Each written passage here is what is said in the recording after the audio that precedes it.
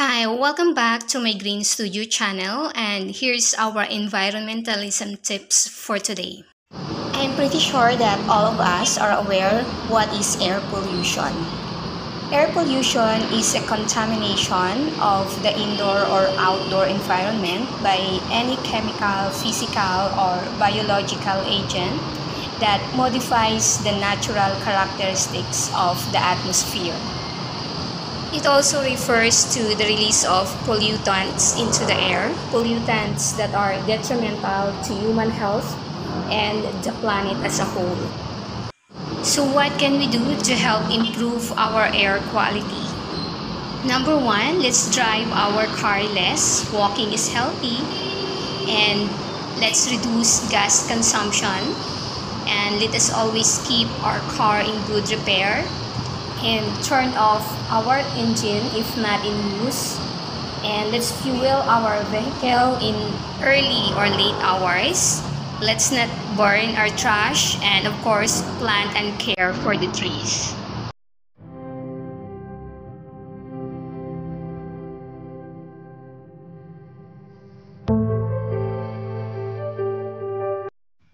Guess who will be our bida for today? Siya po ay isang patriarch mula sa angka ng mga artista at politiko sa lalawigan ng Cavite. Isang Caviteño that I'm pretty sure alam niyo kung sino. Walang iba kundi ang nag-iisang Ramon Revilla Sr. o kilala din sa tawag na Piping. Sa mga sinaunang pangalan kapag Piping Jose, so let's know kung ano ang tunay niyang pangalan. Sa tunay na buhay, siya ay si Jose Acoña Bautista. Ipinanganak siya noong March 8, 1927 sa Imus, Cavite.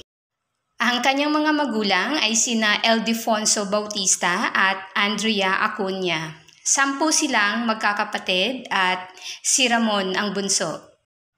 Marangya ang kanilang pamumuhay dahil isang matagumpay na negosyante ang kanilang ama na si Ildefonso. Ngunit ayon kay Piping ay karaniwan lamang ang kanilang pamumuhay sa Cavite at kailangan nilang mag-aral pagkatapos ay umuwi ng bahay.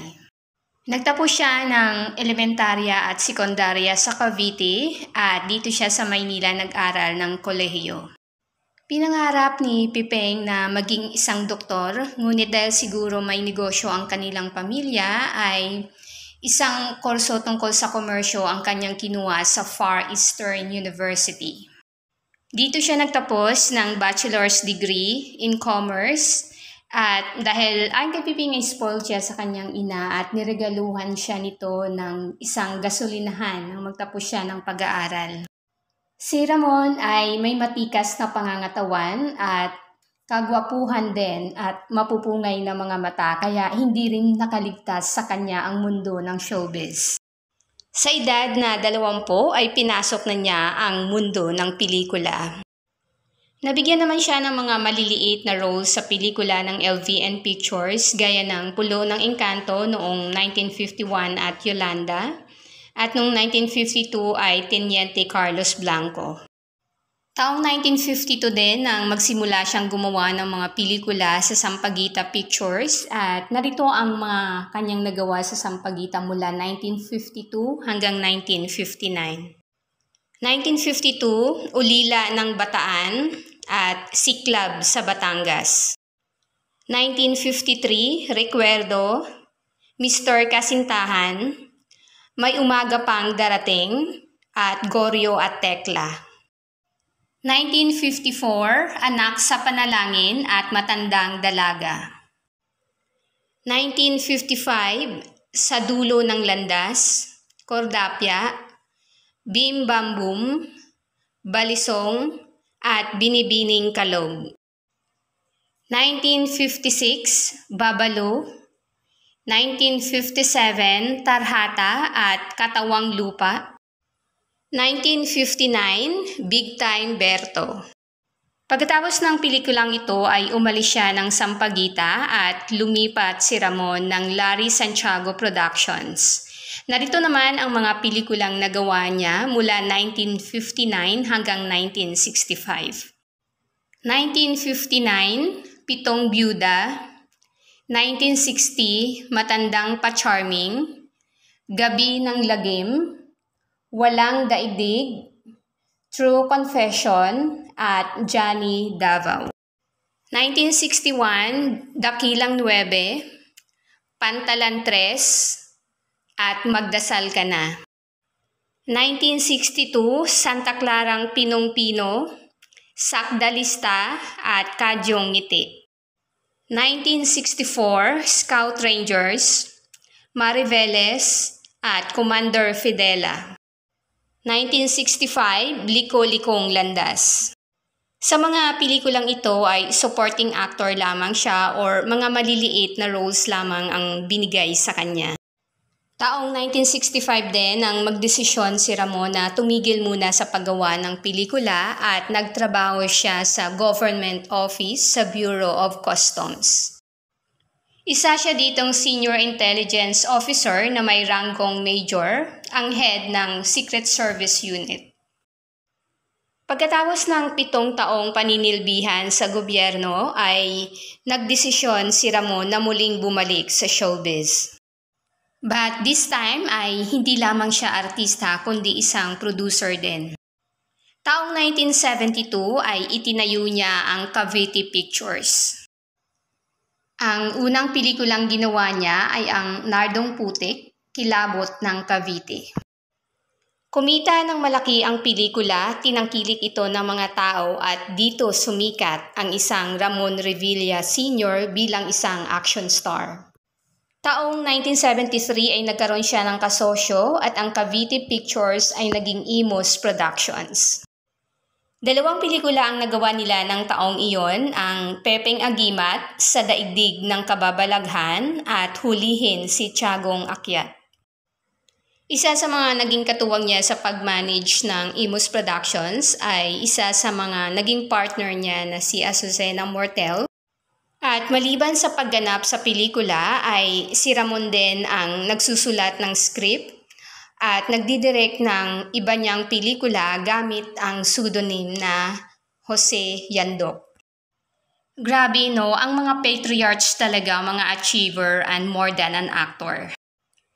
His characters in the films Pepeng Agimat and Nardong Putik gave him the image of being an invincible superhuman who had in his keeping an amulet or human power or in Tagalog, anting-anting. Ang Agimat ang naging marka ng pamilya Revilla sa showbiz at lalo itong sumikat dahil kay Ramon Bong Revilla Jr. Dahil sa buhay pag-ibig ni Pepeng ay nagkaroon ng marka o tatak ang mga Revilla sa mga babae. Dahil na rin naging makulay ang kanyang buhay pag-ibig sa dinami-dami ng kanyang minahal na babae. Ikinasal si Pepeng kay Azucena Mortel at nagkaroon sila ng 7 anak, ngunit bago ito ay nagkaroon pa siya ng ibang anak sa ibang babae. Ang kanilang mga anak ni Azucena ay sina Marlon, Rowena Bautista Minjola, Jose Mare o kilala bilang si Bong Revilla, Rebecca Bautista Ocampo, kilala rin sa showbiz na si Princess Revilla, Edwin or Strike Revilla, Andrea Bautista Inares, at Diana Bautista. Dahil nagkaroon ng illicit affair si Pepeng sa ibang mga babae ay umabot sa 89 ang kanyang mga anak. Inamin niya ito sa huling panayam sa kanya ng journalist na si Jessica Soho. Ngunit ayon din sa kanya ay 45 lamang sa kanyang mga anak ang opisyal na kanyang kinikilala at dinala ang kanyang apelyido. Ang kanyang pinakapanganay sa unang babae ay si Evelyn Bautista Jaworski. Naging asawa ito ng dating senador at PBA legend na si Robert Jaworski. Ang unang pamilya ni Pepeng ay ang ina ni Evelyn Bautista Jaworski. Sinasabi na si Azucena Mortel ang pangalawa niyang asawa na naging ina naman ni Bong Revilla Jr. Nagkaroon din si Ramon ng mga anak sa isang mistisang starlet na si Jenelyn Magsaysay. Ito ay sina Ram Revilla, so sounds familiar, right? Maria Ramona Belen or Mara, Rajen Ann, Rajelyn Gale, Ram Joshua, Ramon Joseph, Rafael Julius, Ruben Jesse, at Ramlen Gabriel. Dahil naging national news si Ram Revilla, ay naging palaisipan sa mga tao ang katauhan ni Jenelyn Magsaysay. At meron tayong mga impormasyong nakalap. Si Jenelyn ay mula sa pamilya ng mga politiko sa Zambales at ipinanganak siya noong December 20, 1969. Ang kanyang ama ay si dating Senador Genaro Magsaysay na kapatid ng dating Presidenteng Ramon Magsaysay. Si dating Senador Genaro Magsaysay ay may tunay na pamilya, ngunit nagkaroon siya ng illicit affair sa isang actress na si Lynn Madrigal at nagkaroon sila ng 2 anak, sina Genevieve at Jenelyn. Isa si Jenelyn sa mga batang mistisang aktres noong dekada 80 at pumasok siya sa showbiz sa edad na 16. Nakasama siya ng batang action star na si Ramon Bong Revilla Jr. noong 1988 sa pelikulang Last Command at dahil dito ay nagkakilala sila ni Ramon Revilla Sr. Actually, Kuya Bong pa nga ang tawag daw ni Jenelyn kay Bong Revilla dahil mas matanda ito ng 3 taon sa kanya, ngunit matinik sa chicks ang Revilla Sr. Ayon pa sa panayam kay Piping, ang pangalan ng pinakabata niyang anak ay Abigail sa ibang babae. Sinasabing pangalawa siya sa taga-showbiz na may pinakamaraming anak sa iba't ibang babae. Ang una sa listahan ay ang showbiz empresaryo o patriarch ng mga Salvador na si Lou Salvador Sr. Inamin naman ni dating Senador Ramon Revilla Sr. na he is not proud about it. Narito naman ang mga pelikulang nagawa niya mula 1972 hanggang 1990. 1972, Nadong Putik, Kilabot ng Cavite. 1973, Pepeng Agimat sa Daigdig ng Kababalaghan at Hulihin si Tiagong Akyat. 1974, Kill RP 9.0, Sunugin ang Samar, Kapitan Eddie, Set Mad Killer of Cavite, Ibilanggo si Cavite Boy, Kill the Carnappers, at Happy Days Are Here Again. 1975, Kapitan Kulas, Kilabot ng Sierra Madre, Balakyot, Paglaya Ko, at Dugo at Pag-ibig sa Kapirasong Lupa. 1976, Ang Lihim ni Rosa Henson sa Buhay ni Commander Lawin, Bergado, Terror of Cavite, Rebel Hunter, Biloy Montemayor, Hustler Squad, Beltong Suklag, at Mario Alarcon. 1977, Gulapa, ang barakong mayor ng Maragondon, Bianong Bulag, Task Force Kingfisher, at Asawa Ko Silang Lahat sa Puting Tabing. 1978, Malabanan, Last Target, Camerino, Mga Mata ni Angelita, Feliciano, Cobra, Lawin at Dragon, Boy Imos, Anak ni Tiagong Akyat, at Rebelde Numero 1. 1979, Boy Putik, Tonyong Bayawak, at Matang Lawin. 1980, Dangdong, Mission Terrorize Panay, Leon ng Central Luzon, Target Kanang Kamay ni Nardo, at 25 taong takas. 1981, Sierra Madre, Alfredo Sebastian, Camlon, Raul Zaragoza, Teniente Pugot, Rampador Alindog. 1982, Labag sa Batas at Tulisan ng Pasong Musang. 1983, The Killing of Satan or Lumaban Ka, Satanas, Dugong Buhay, Horamentado, at Commander Melody. 1984, Nardong Putik, Kilabot ng Cavite version 2, Kapitan Ingo. 1985, Sa Dibdib ng Sierra Madre, Victor Lopez Jr., Robin Hood ng Tondo, Rustico Acuzar, Waray, Commander Ebert, Kilabot ng Visayas.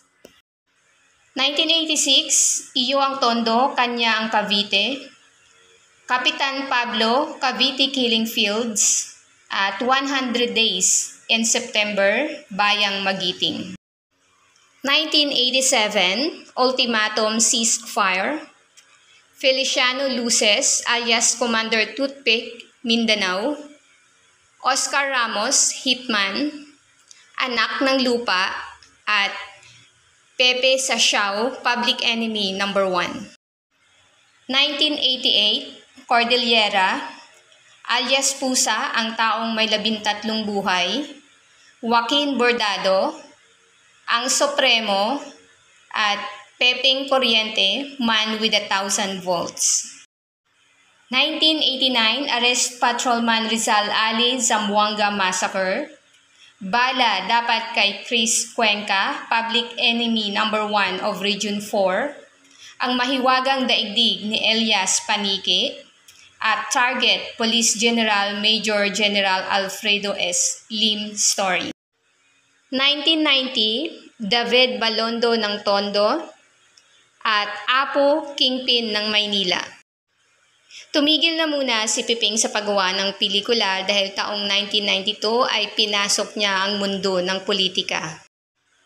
He won the election, clinching the top 2 slot. Isa itong malaking sorpresa para sa lahat dahil marami siyang naungusang mga veteranong politiko. He served as a chairman of the Senate Committee on Motion Pictures and Television in the 10th and 11th Congress, working on legislations pertaining to the advancement of the Philippine motion pictures industry and children's welfare.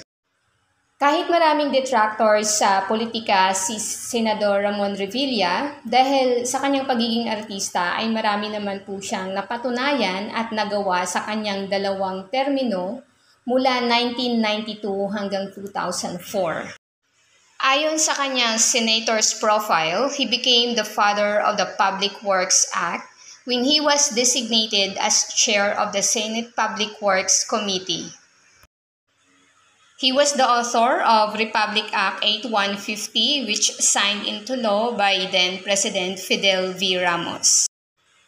This program would prime the Philippine economy for budget on infrastructure projects including remote areas or not developed barangays in the country. He also authored the Revilla Law that lowers the penalties imposed on the illegal possession of firearms. Ramon Revilla Sr. was also part of the amendments on the Family Code of the Philippines enacted in 2004. This law allows illegitimate children to use their father's surname. As Senator Revilla once said, the child should not suffer the stigma of his illegitimacy. May mga ilan pang pelikulang nagawa si Piping. Ito ay noong 1999 ang Pepeng Agimat, 2002 ang Agimat, Anting-Anting ni Lolo, at 2005 Exodus, Tales from the Enchanted Kingdom. Ito naman ang mga pelikulang kanyang dinirect gamit ang pangalang Jose Yandok, 1976 The Rebel Hunter, 1977 Gulapa, 1977 din Bianong Bulag, The One-Eyed Terror of Cavite, 1979 Tonyong Bayawa, at 1984 Nardong Putik, Kilabot ng Cavite version 2.